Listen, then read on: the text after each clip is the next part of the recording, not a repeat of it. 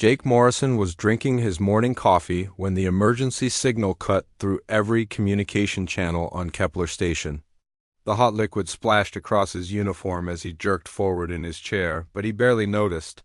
The voice, coming through the speakers, was filled with terror and desperation, speaking in the soft musical tones of the Zephyrian language that his translator implant converted to English. "Please, anyone who can hear this transmission," the voice pleaded. "My name is Ambassador Veltar of the Zephyrian Republic. The Korath Dominion has invaded our worlds. They are killing our people, burning our cities, destroying everything we have built over thousands of years. We have no military, no weapons, no way to defend ourselves. We are a peaceful people who have never harmed anyone.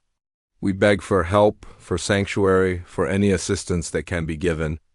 Our children are dying, our elders are being slaughtered. Please, if there is any compassion left in this galaxy, help us."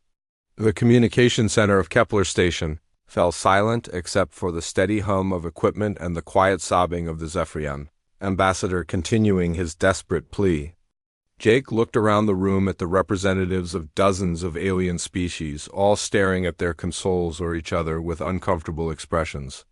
The Zephyrians were known throughout the galaxy as gentle philosophers and artist beings who had devoted their entire civilization to the pursuit of knowledge and beauty.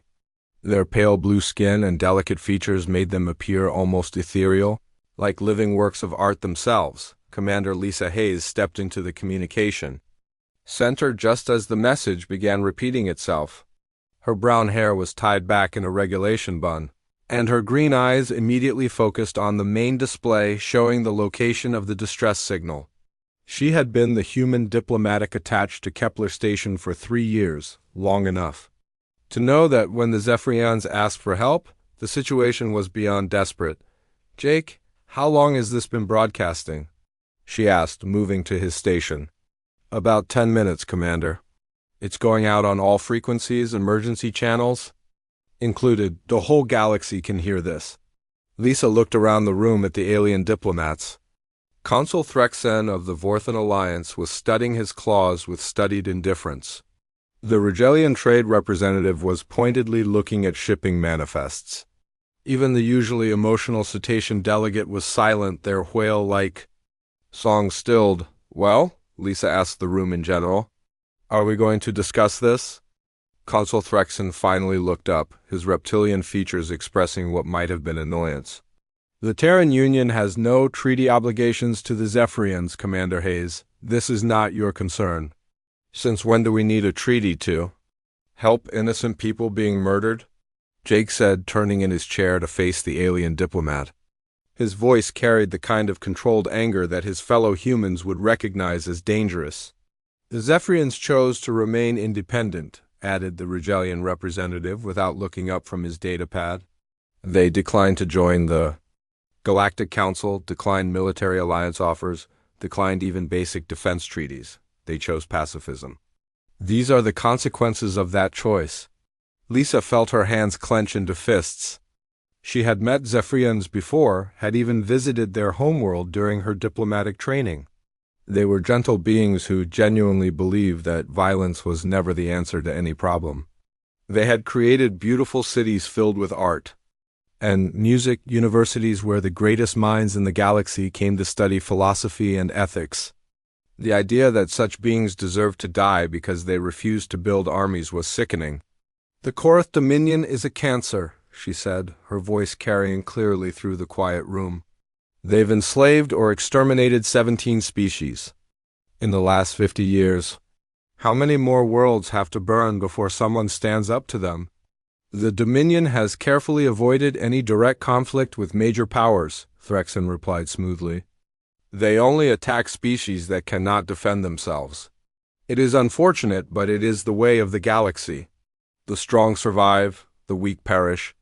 Jake stood up so quickly his chair rolled backward into the wall. "That's exactly the kind of thinking that lets monsters like the Korath keep existing."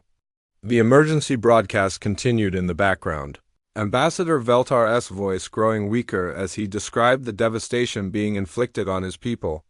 Lisa closed her eyes for a moment, listening to the details. Entire cities reduced to rubble, Civilians lined up and executed for the entertainment of Korath soldiers. Children separated from their parents and sold into slavery. It was systematic genocide carried out with casual cruelty. "I'm contacting Earth Command," she announced, moving toward her personal communication station. "Commander Hayes, Threxin S." Voice carried a warning tone. "Interfering in this matter could have serious diplomatic consequences for your species. The Terran Union is still new to galactic politics. It would be unwise to make enemies unnecessarily." Lisa paused at her station and turned back to face the alien diplomat. "Are you threatening us, Consul?" "I am merely pointing out political reality. The Korath Dominion has over 300 capital ships and controls 47 star systems. They have been expanding their territory for centuries. What can one small fleet from a single world possibly accomplish against such power?" "I guess we're about to find out," Lisa replied, activating her secure communication. Linked to Earth, the connection took several minutes to establish across the vast distance between Kepler Station and Earth's orbital command centers. When Admiral Helen Carter's face appeared on the screen, her expression immediately became serious as she saw Lisa's grim features. "Commander Hayes, what's the situation?" "Admiral, we're receiving an emergency broadcast from the Zephyrian Republic. The Korath Dominion has invaded their space and is conducting systematic extermination of their population. They're asking for help." Admiral Carter's jaw tightened. She was a veteran of the border wars and had served in the exploration fleets that first made contact with galactic civilization. She had seen enough of the galaxy to know that the Korath Dominion represented everything that was wrong with the current galactic order. "What's the response from other galactic powers?" she asked.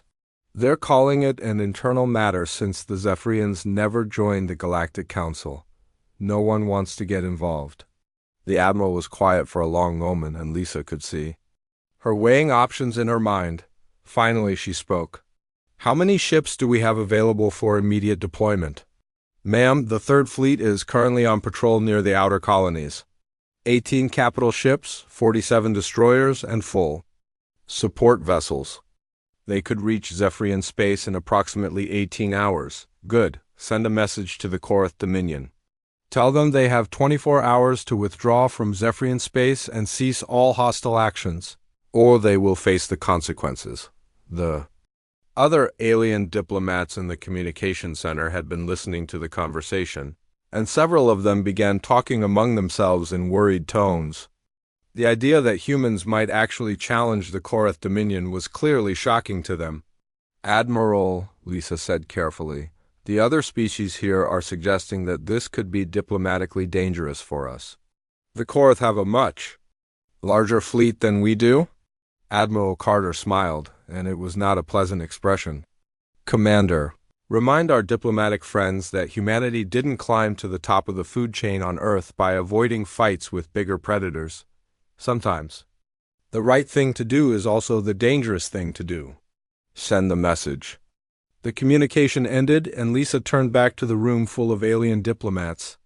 Their expressions ranged from shock to dismay to what might have been fear. Jake was grinning, and she realized that her own face probably carried a similar expression. "You're actually going to do it," Threxin said, his voice filled with disbelief. "You're going to challenge the Korath Dominion to protect a species you have no obligation to defend." "That's exactly what we're going to do," Lisa replied, "because someone has to." The emergency broadcast from Ambassador Veltar continued, his voice growing weaker as he described the ongoing destruction of his civilization. But now there was an answer coming, carried by ships built on a world where survival meant learning to fight, and where the strongest principle was that those who could protect others had a duty to do so. The galaxy was about to learn what happened when someone finally stood up to the bullies. Emperor Kolthek of the Korath Dominion received the human message while standing in the command center of his flagship, the massive dreadnought Bone Crusher. The reptilian warlord's scales shifted from their normal deep green to an angry red as he listened to the translation of the human ultimatum. His massive claws scraped against the metal railing as he leaned forward, studying the message display with growing fury. "These mammals dare to threaten us?" He hissed to his war council, his voice carrying the dangerous undertone that his subordinates had learned to fear. They have been in space for barely 50 years, and they think they can dictate terms to an empire that has conquered worlds for centuries? General Vextar, his primary military advisor, stepped forward cautiously. My lord, our intelligence report suggests the humans have approximately 60 combat vessels in their entire fleet. We have over 300 ships in this sector alone. Exactly. Kolthek snarled. Send them a response. Execute 1,000 Zephyrian civilians and broadcast the recordings on all frequencies. Let these upstart humans see what happens when someone challenges the Dominion. On the surface of Serenity Prime, the Zephyrian homeworld, the invasion was proceeding with typical Korath brutality. The beautiful crystal cities that had taken centuries to grow were being systematically destroyed by massive war machines that rolled through the streets like mechanical beasts. The Zephyrians, who had never even conceived of violence as a solution to any problem, could only flee in terror or die where they stood. Dr. Amy Collins had been on Serenity Prime studying Zephyrian philosophy when the invasion began. She was a xenobiologist from Earth who had spent the last 2 years living among the gentle aliens, learning their ways and documenting their unique approach to civilization. Now she found herself hiding in the ruins of the Great Library with a group of Zephyrian refugees, trying to keep them alive as the world burned around them. The library had been one of the most beautiful structures on the planet, its walls made of living crystal that grew in response to the thoughts and emotions of those who studied within it. Now those walls were cracked and blackened, and the vast collection of knowledge that had taken millennia to accumulate was scattered as ash across the floor. Elder Mortal, one of the most respected philosophers in Zephyrian history, sat huddled in a corner with several younglings pressed against his side. His normally serene features were twisted with anguish as he tried to understand what was happening to his people.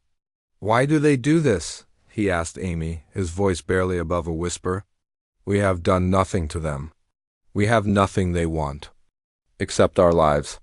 We have never raised a hand in anger against any living being.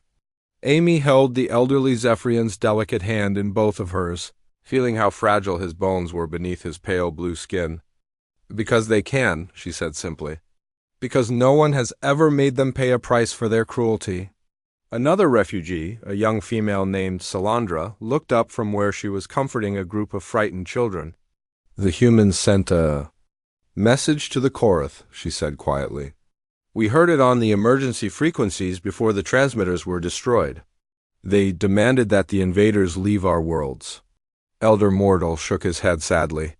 Kind words, but what can they do? The humans are few and far from here. The Korath have conquered 100 worlds. What can one species do against such might? Amy smiled grimly, thinking of the stories her grandfather had told her about Earth's history. You don't know humans very well, do you? We're not very good at backing down from fights, especially when innocent people are being hurt. The sound of approaching Korath soldiers echoed through the ruined library, their heavy boots crunching on broken crystal. Amy quickly gathered the Zephyrians deeper into the shadows behind the collapsed shelving units. Praying that the invaders would pass by without searching too carefully, 3 Korath warriors entered the library, their reptilian features hidden behind combat masks and their bodies encased in powered armor. They moved with the casual arrogance of predators who knew they faced no real opposition. One of them kicked at a pile of ancient texts, laughing as the delicate pages scattered in the wind. Nothing but worthless philosophy books, the soldier said in the guttural Korath language. These creatures spent their entire civilization thinking pretty thoughts while real warriors conquered the galaxy. The Emperor wants this entire district cleared by nightfall, another soldier replied. Any survivors are to be herded to the processing centers for slave selection. Amy felt Elder Mortal tremble beside her and squeezed his hand reassuringly. The Korath soldiers continued their search for several more minutes before moving on to the next building, leaving the refugees hidden in the darkness, back on his flagship. Emperor Kolthak was reviewing the tactical displays showing the progress of the invasion when a communication officer approached his command throne. My lord, the officer said nervously, we have sent the recorded executions to the human fleet. As you ordered, we have also received a response. Let me hear it, Kolthek commanded. Settling back in his massive chair, the message was brief and delivered in a calm, steady voice that somehow managed to be more threatening than any amount of shouting or cursing. This is Admiral Helen Carter of the Terran Navy 3rd Fleet. We have received your response to our ultimatum. We want you to know that we're coming for you. Every single one of you who participated in these murders will answer for what you've done. We'll see you soon. Emperor Kolthek stared at the communication display for a long moment, then began to laugh. It was a deep, rumbling sound that echoed through the command center and sent chills down the spines of his subordinates. They think their words frighten us, he said finally. These mammals believe they can intimidate the Korath Dominion with empty threats and moral posturing. General Vexstar, how many ships do we have in this system? 237 combat vessels, my lord, including 15 dreadnoughts and 43 heavy cruisers. And the humans? Our scouts report 18 capital ships approaching our position. They should arrive in approximately 14 hours. Kolthek's laughter grew louder. 18 ships against more than 200. These humans are either incredibly brave or incredibly stupid, perhaps both.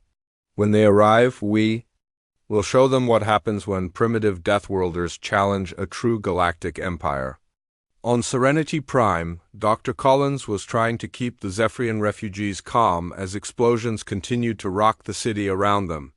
The children were crying softly, their musical voices creating a heartbreaking harmony of fear and confusion. Elder Mortal was attempting to meditate, seeking the inner peace that had sustained his people through lesser troubles. But even his ancient wisdom seemed inadequate in the face of such senseless violence. Amy, Solandra whispered, do you really think the humans will come? Do you think they can stop this? Amy looked out through a crack in the crystal wall at the burning city beyond. Korath war machines were moving through the streets, and the screams of the dying could be heard even over the sound of destruction. She thought about Earth, about the long history of her species fighting against impossible odds, about the stubborn refusal to surrender that had carried humanity through ice ages and plagues and world wars. They'll come, she said with absolute certainty. And when they do, the Korath are going to learn why the rest of the galaxy calls Earth a death world. In the distance, the sound of approaching engines grew louder as more Korath reinforcements arrived to continue their methodical destruction of everything the Zephians had built. But somewhere in the darkness between the stars, human ships were racing towards Serenity Prime at maximum speed, carrying with them the promise that sometimes, when everything seemed hopeless, someone would still stand up for what was right. The countdown to confrontation had begun. The Korath fleet was positioned around Serenity Prime in a defensive formation when the first human ships dropped out of hyperspace. Admiral Helen Carter stood on the bridge of her flagship, the UNS Defiance, watching as 17 other capital ships materialized from the void like avenging angels. The massive vessels hung in space for a moment, their hulls gleaming with the distinctive blue-white glow of human shield generators. All ships report ready for combat, Admiral, Captain Steve Parker announced from his position at the tactical station. His voice was calm and professional, but there was an edge of anticipation that every human in the fleet was feeling. Open a channel to the Korath fleet, Admiral Carter ordered, her gray eyes fixed on the main display showing the enemy formation. 237 ships against 18. The odds would have been laughable if the stakes weren't so high. Channel open, ma'am. Korath fleet, this is Admiral Helen Carter of the Terran Navy, 3rd Fleet. You have one final chance to surrender and withdraw from Zephyrian space. Power down your weapons and prepare to be boarded or face the consequences of your actions. Emperor Kolthek's response came almost immediately, his voice filled with arrogant amusement. Foolish mammals, you face the might of the Korath Dominion. We have conquered worlds while your species was still crawling in the mud. You will surrender to us, or we will add your bones to our collection. Admiral Carter smiled, and everyone on the bridge who knew her recognized the expression. It was the same smile she had worn during the border wars when facing impossible odds, the same look that had made her legendary among human naval officers. "I was hoping you'd say that," she replied into the communication channel. "All ships, this is Admiral Carter. You know why we're here. Those gentle people down there never hurt anyone, never threatened anyone, never did anything but try to live in peace. The Korath decided that made them easy targets. Time to show these bullies what happens when they pick on humanity's friends. All ships, weapons free." The battle began with a coordinated strike that would be studied in military academies for generations. The human fleet moved as a single entity, their advanced communication systems allowing for coordination that bordered on telepathic. 18 ships against more than 200, but those 18 ships were products of a Deathworld's endless conflicts. Captain Ryan Mitchell commanded the destroyer Un's Fury, one of the newest ships in the fleet. His vessel was smaller than the Korath battleships, but it was also faster and more maneuverable than anything the enemy had ever faced, as Korath. Plasma beams lanced through space toward his ship. Mitchell called out orders with the calm efficiency of someone who had trained for this moment his entire life. "Evasive maneuvers, pattern Delta 7. Navigation, give me a spiral descent toward that cruiser formation. Weapons, target their primary engines and fire when ready." The Fury danced through the enemy fire like a fighter pilot weaving between anti-aircraft guns. Human ships were designed by engineers who understood that in space combat, mobility was life. Every vessel in the fleet could accelerate, decelerate, and change direction faster than their opponents could track them. Commander Susan Bell served as tactical coordinator aboard the Defiance, her job to oversee the movements of the entire fleet. She watched the tactical display with the focused intensity of a chess master, calculating moves and countermoves while coordinating 18 different ship captains. "Korath dreadnought moving to flank position," she reported to Admiral Carter. "Recommend Thunder Squadron engage before it can bring its main guns to bear." "Confirmed. Thunder Squadron, you're cleared for attack run Omega." 6 human destroyers broke formation and dove toward the massive Korath vessel like hawks stooping on prey. The enemy dreadnought was 3 times the size of any human ship, its hull bristling with weapons and its armor thick enough to shrug off most attacks. But the human ships weren't trying to fight it fairly, Lieutenant Commander Kelly Davis led. Thunder Squadron in their attack run, her voice crackling over the communication channel as she coordinated the assault. "Remember, we're not here to slug it out with these monsters. Hit their weak points and get out. Target their shield generators, weapon systems, and engine nacelles." The 6 destroyers swept in from different angles, their weapon systems synchronized to strike simultaneously. Korath defensive fire filled space with deadly energy, but the human ships wove through it with an agility that seemed almost supernatural. They had trained for this kind of combat in the asteroid fields of the Sol system, learning to fight in 3 dimensions against multiple opponents. On the surface of Serenity Prime, Dr. Amy Collins and the Zephyrin refugees watched the battle through the shattered dome of their shelter. The sky blazed with weapons fire as streams of energy crisscrossed between the opposing fleets. Every few seconds, a brilliant flash would mark the destruction of another ship, though from the surface it was impossible to tell which side was winning. "They're so few," Elder Mortal whispered, his ancient voice filled with wonder and fear. "How can so few fight against so many?" "Because they're human," Amy replied, her eyes fixed on the distant battle. "My species has been fighting for survival since before we learned to speak. We faced ice ages, predators, plagues, wars, and disasters that would have destroyed other civilizations. Fighting isn't something we do, it's something we are." Young Salandra pressed against the crystal wall, trying to get a better view of the combat above. "Look," she said excitedly, "one of the big Korath ships is burning." Amy followed her gaze and saw that one of the enemy dreadnoughts was indeed trailing fire and debris as it slowly rotated out of control. Even as she watched, 2 more human destroyers swept past it, their weapons adding to the damage until the massive vessel broke apart in a silent explosion that lit up the night sky. The tide of the battle was becoming clear. The Korath ships were powerful and numerous, but they fought like individual predators rather than a coordinated pack. Each captain was concerned primarily with his own glory and survival, leading to a formation that was strong in individual components but weak as a whole. The human fleet, by contrast, moved like a single organism with multiple deadly appendages. When one ship was threatened, others immediately moved to support it. When an opportunity presented itself, multiple vessels would coordinate to exploit it.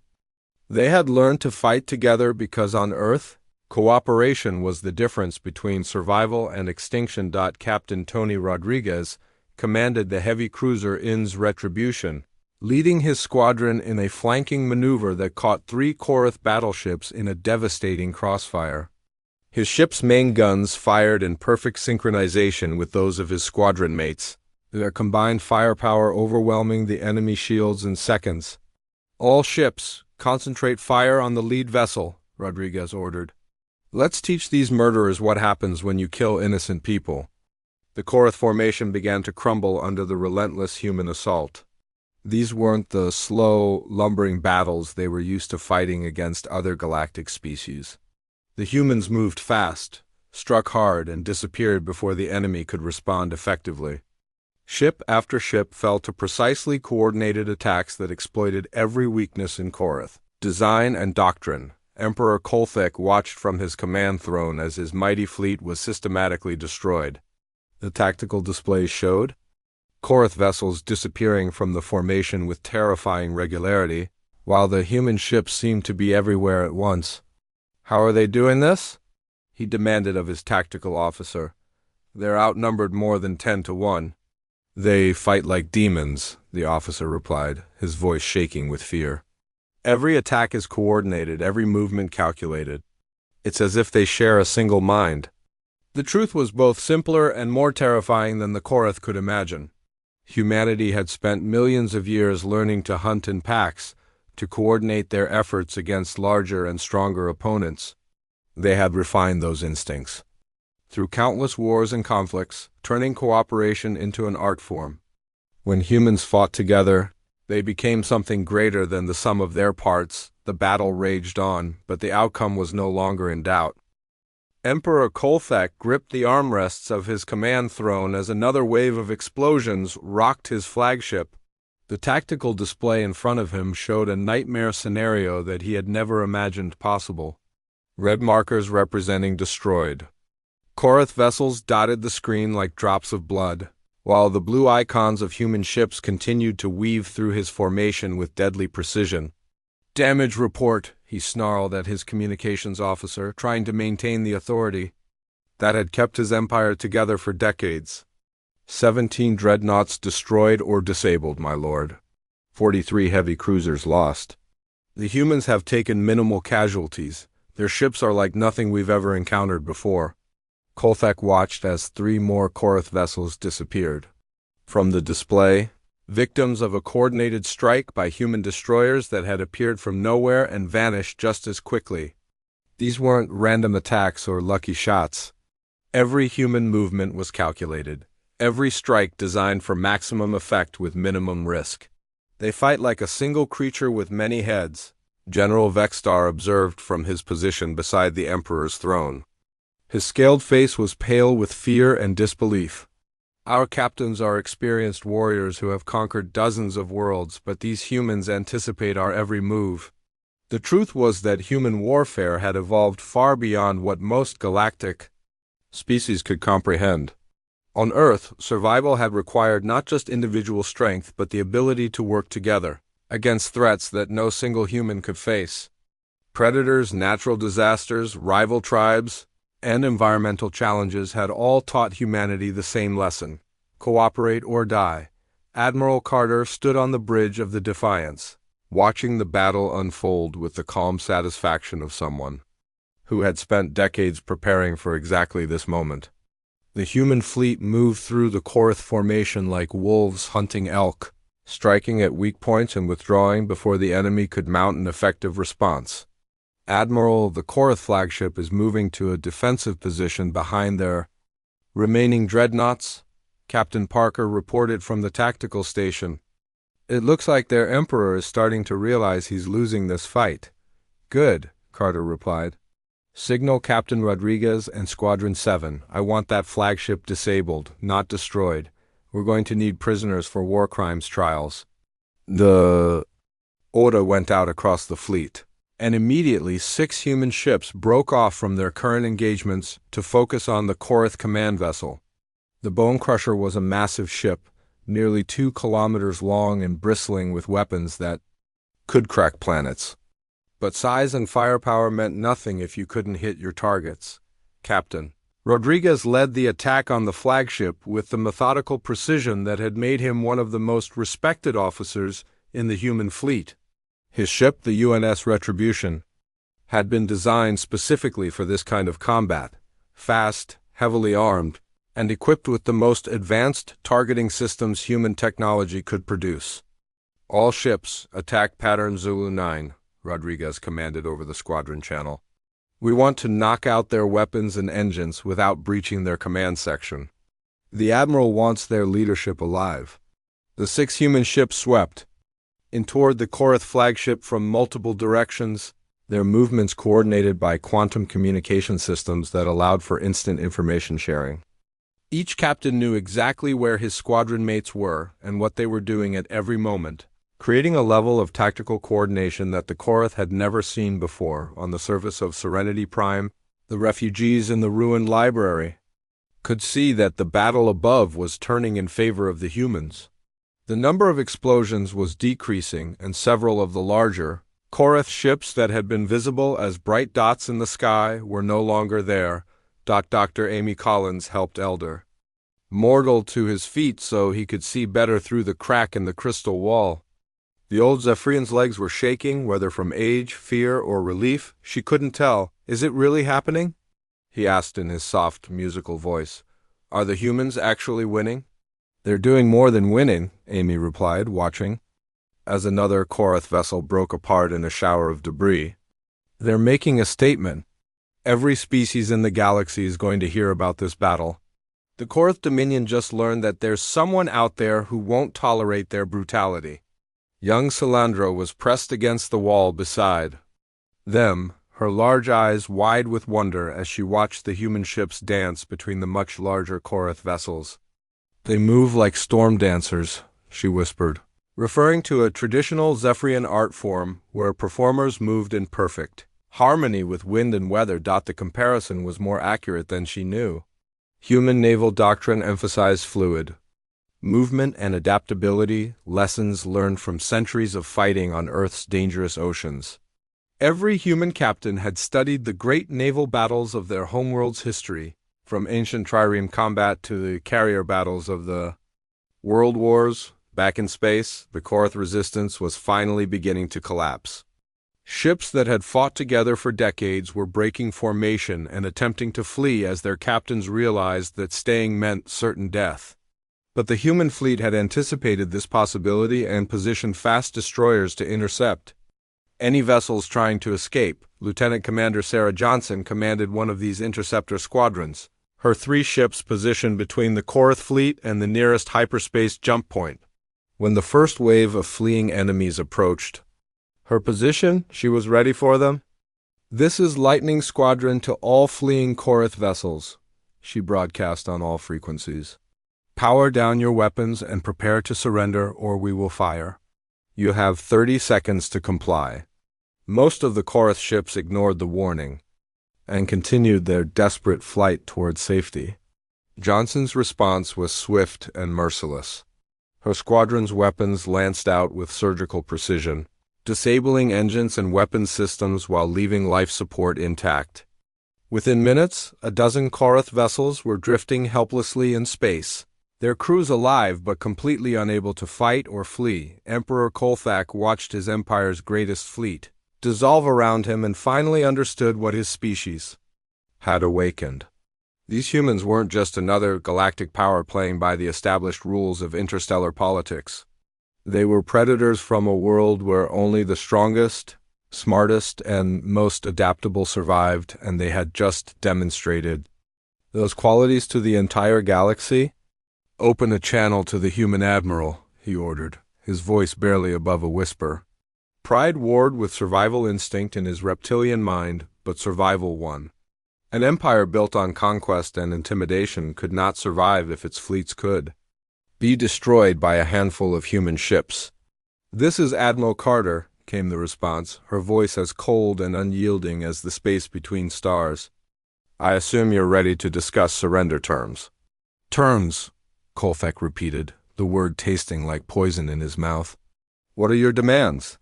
"Complete withdrawal from Zephyrian space within 24 hours. Full reparations for the damage you've caused to their civilization. Any future aggression against the Zephyrians or their allies will be considered an act of war against the Terran Union, and you will turn over all personnel responsible for war, crimes against civilians for trial." The Emperor looked around his damaged command center at the faces of his surviving officers. They all carried the same expression of shock and defeat. The mighty Korath Dominion, which had terrorized the galaxy for centuries, had been humbled by a species that most civilizations still considered primitive newcomers. "And if we refuse?" he asked, though he already knew the answer. "Then we finish what we started here today," Carter replied simply. "Your choice." Kolfek closed his eyes and made the hardest decision of his long, violent life. Terms accepted. The surrender of the Korath fleet sent shockwaves throughout the galaxy that would be felt for generations to come. The first human transport ships began landing on Serenity Prime 6 hours after the Korath surrender. Marine Colonel Don Parker led the advance forces, his troops moving through the devastated cities with the controlled precision of professional soldiers who had seen too much senseless death. The destruction was worse than the satellite images had shown, with entire districts reduced to smoking rubble and bodies lying in the streets where they have fallen. Parker himself was a veteran of 3 colonial wars and had thought he was prepared for anything, but the systematic nature of the Korath brutality was something beyond his experience. These weren't casualties of war but victims of deliberate genocide, killed for no reason other than the entertainment of their murderers. "Sergeant Williams, take your squad and check the hospital district," he ordered over his communication system. "Medical reports suggest there might be survivors hiding in the underground levels." The Marine squad spread out through the city, following the signals from human life, detection equipment that could pick up heartbeats and breathing patterns from several hundred meters away. It was technology originally developed for search and rescue operations, but it worked just as well for finding survivors of massacres. Dr. Amy Collins was helping Elder Mortal walk through the ruins of the Great Library when she heard the distinctive sound of human military equipment approaching their position. She had never been so happy to hear the mechanical whine of powered armor servos and the heavy footsteps of combat boots. "Hello," she called out, emerging from behind a collapsed crystal wall with her hands raised to show she was unarmed. "Dr. Amy Collins, xenobiologist from Earth. I have 17 Zephyrian survivors with me, including children and elderly." Colonel Parker rounded the corner moments later, removing his helmet to reveal a scarred face and kind eyes. The relief on his features when he saw Amy was obvious, and she realized that finding a living human on this devastated world had been just as important to him as finding the Zephyrian survivors. "Ma'am, I'm Colonel Dan Parker, Terran Marines," he said, his voice carrying the gentle tone that experienced soldiers used when dealing with traumatized civilians. "You're safe now. We have medical teams and transport ships standing by." Elder Mortal stepped forward, leaning heavily on Amy's arm for support. His pale blue skin was even more translucent than usual, and his large eyes were bright with unshed tears. "You came," he said in his soft, musical voice. "You actually came for use." Parker knelt down to bring himself to the elderly Zephyrian's eye level, a gesture of respect that was not lost on the survivors. "We gave our word, sir. Humans don't break their promises to friends." News of the battle spread throughout the galaxy, faster than light, carried by quantum communication networks that connected every major world and space station. The footage of 18 human ships destroying a Korath fleet 10 times their size was broadcast on every channel. analyzed by every military expert and discussed in every diplomatic circle. Ambassador Veltar, the Zephyrian diplomat whose desperate plea had started everything, stood before the Galactic Council in their great chamber on Central Station. The circular room was filled with representatives from hundreds of species, and for the first time in his life, he commanded their complete attention. "The humans asked nothing of us," he said, his voice carrying clearly through the translation. Systems to every delegate present. They had no treaties with our people, no trade agreements, no strategic interests to protect. They came because we needed help, and because it was the right thing to do. Consul Threxon of the Vorthan Alliance, who had dismissed human concerns just days earlier, now found himself facing a chamber full of worried and confused representatives. The established order of galactic politics had been turned upside down in a matter of hours. "The humans are clearly more dangerous than we realized," he said, trying to maintain his usual arrogant tone. "Perhaps the Council should consider economic sanctions or diplomatic isolation until they agree to respect established territorial boundaries." The suggestion was met with immediate protest from nearly half the chamber. Ambassador Veltar's voice rose above the noise with an authority that surprised everyone who knew the gentle Zephyrian. "Sanctions?" he said, his musical tones carrying a note of steel that had never been heard before. "The humans saved my people from extinction. Any species that considers that grounds for punishment is not one we wish to associate with." The political implications of the battle were staggering. Within a week, 17 different species had sent diplomatic missions to Earth requesting meetings about mutual defense treaties. The Terran Union, which had been largely ignored by galactic politics for decades, suddenly found itself the most sought-after ally in known space. Admiral Carter stood in her ready room aboard the Defiance, looking out at the stars through the reinforced viewport. The ship was in orbit around Serenity Prime, overseeing the humanitarian relief efforts and the reconstruction of Zephyrian infrastructure. Captain Parker entered with a message pad containing the latest reports from Earth.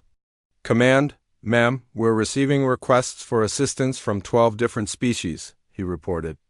"The Korath are attacking their neighbors. The hegemony is threatening 3 systems in the Outer Rim, and there are reports of slave raiders hitting civilian convoys near the neutral zone." Carter smiled grimly as she read through the requests. Each one told the same story: peaceful species being threatened by more aggressive neighbors, with no one willing to help until now. The galaxy had operated on the principle that might made right for so long that most civilizations had forgotten there was any alternative. "Signal the fleet," she ordered. "It looks like we're going to be busy. And send a message to Earth Command requesting reinforcements. We're going to need more ships." "Yes, ma'am." "What should I tell the species requesting our help?" Carter turned back to the viewport, watching as human transport ships ferried supplies and medical equipment down to the planet below. Zephyrian cities were already beginning to rebuild, their crystal architecture growing back like living tissue under the care of human engineers and doctors. "Tell them the Terran Navy is open for business," she said finally. "And let the galaxy know that humanity has a new policy. If you hurt innocent people, we will find you, we will stop you, and we will make sure you never forget why that was a mistake." The message went out across the galaxy on every frequency, translated into hundreds of languages and broadcast to billions of beings. In the space of a few days, the balance of power that had existed for millennia had shifted completely. On worlds where peaceful species had lived in fear of their aggressive neighbors, the news was received with hope and relief. In the capitals of predatory empires, military leaders began urgent reviews of their expansion plans.